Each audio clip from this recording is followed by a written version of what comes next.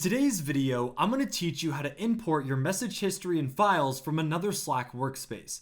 We'll walk through this step by step so you could bring conversations and content from one workspace into another without losing anything.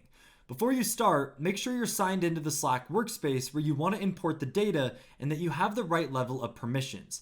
Typically, you need to be an owner or admin to access these options. First, look toward the top left area of your Slack window and open the main menu where your workspace controls live. From there, locate and click on the admin section. This is where Slack groups together all the high-level tools for managing your workspace. Once you're in the admin area, find and click the option called Data Exports. This section is designed for handling data moving in and out of your workspace, including both exports and imports. Even though the name highlights exports, this is also where you'll need to get the import tools. On the Data Exports page, look for a button or link labeled Import and click on it. That will open Slack's import interface. And here, Slack will usually show you a list of supported sources that you can import from. Next, when you're asked to choose a source, select Slack. This tells the system that you're bringing data from another Slack workspace and not from a different platform.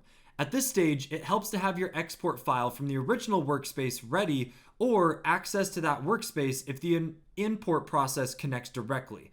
After choosing Slack as the source, you'll see another import button. Click on import again to confirm that you're starting the process. This will usually trigger Slack to either ask for a file upload or guide you to connect the original workspace. Depending on how your export has been prepared, from here on, simply follow the on-screen prompts. Slack will guide you through choosing exactly what to import, such as public channel messages, files, and sometimes user mappings. Take your time to read each screen carefully. You may be asked to match users from the old workspace to users in the new one and to confirm how channels should be created or merged.